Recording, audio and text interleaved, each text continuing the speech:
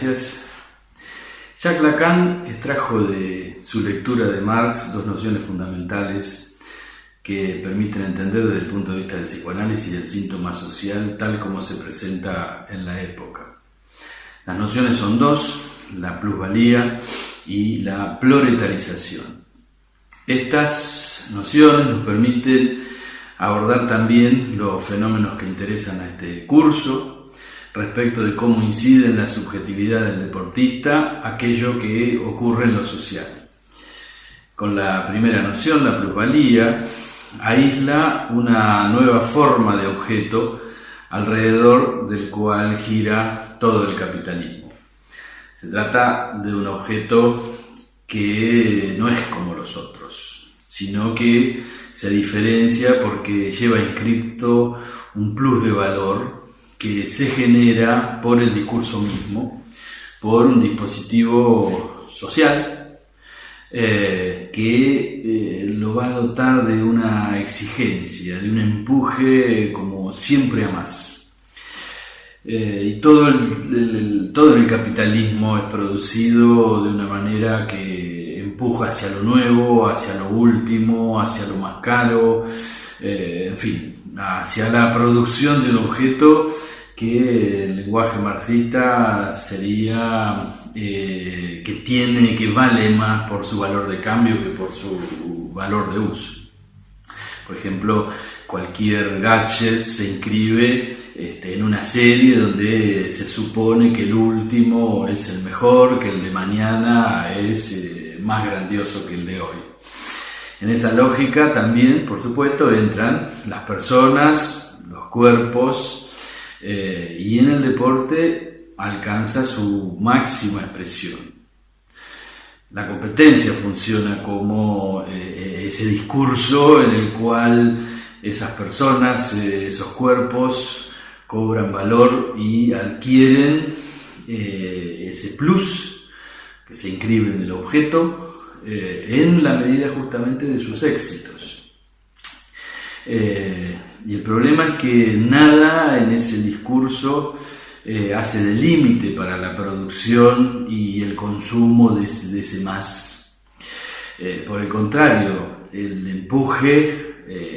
empuje a más se transforma verdaderamente en un imperativo y se insta a quien participa en él a abandonar sus ideales, su familia, su forma de vida, sus lugares, todo, al servicio del rendimiento.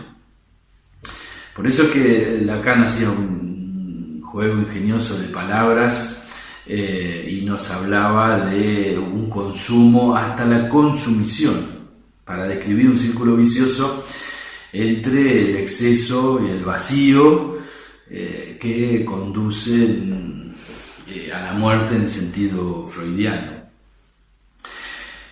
Pero la posición de Lacan respecto a las consideraciones freudianas, justamente sobre el malestar en la cultura, introducen una novedad justamente por la lectura de Marx.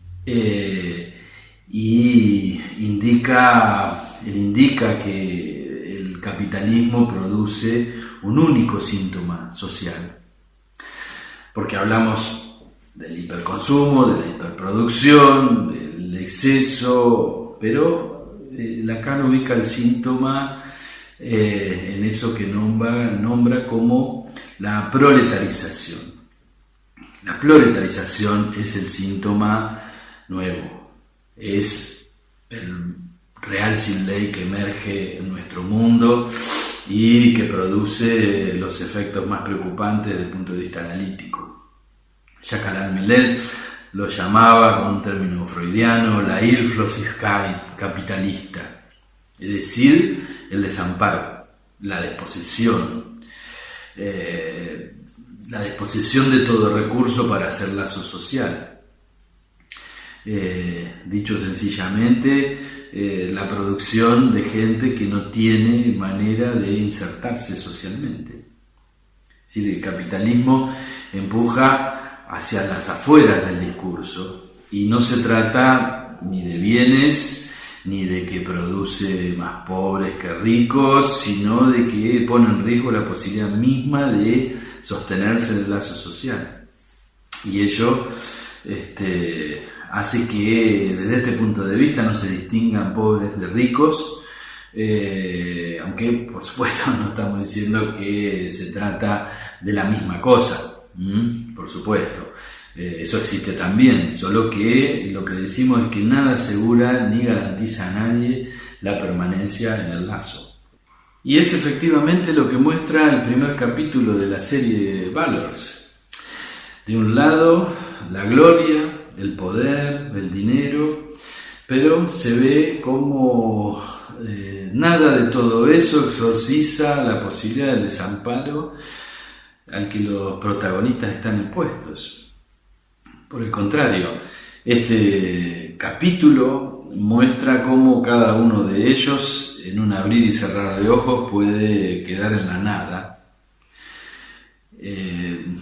Nos hablan de una mujer, de una familia que pierde a su referente en un accidente automovilístico, un exitoso jugador que en plena vigencia, que no les deja un testamento, o un jugador que debe pedir trabajo como vendedor de autos, a pesar de que había ganado millones, otro que gana millones pero debe pedir dinero porque es esquilmado por un entorno grande y bastante oscuro,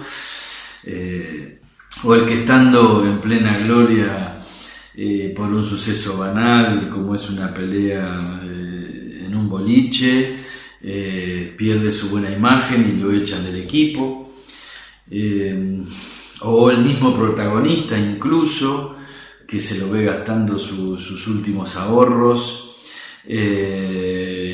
para ayudar a jugadores caídos en desgracia, en una apuesta con la esperanza de ser contratado como administrador y como tutor. En fin, ese es el fondo de angustia que los recorre y que está muy bien presentado en la serie. Y como les decía, para el psicoanálisis es el punto más preocupante y es el que hay que oír detrás de la hiperproducción y el consumismo más profundamente.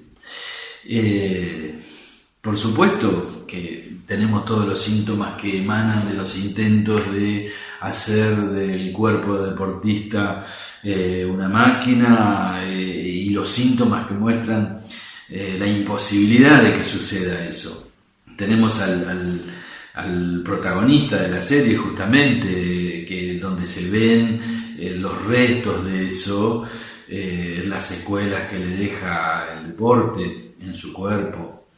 Pero el riesgo verdaderamente en los deportistas profesionales, creo que como lo muestra la serie, es la caída en el desamparo.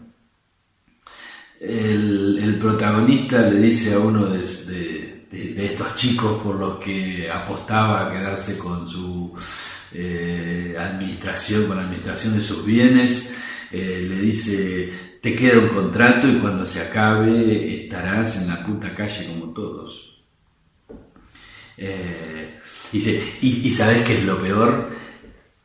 Es que cuando estés caído y arruinado, a nadie le importarás una mierda. Podríamos fijar el riesgo también con un juego de palabras que hiciera resonar en la palabra deporte la angustia de pasar de deportista a deportado.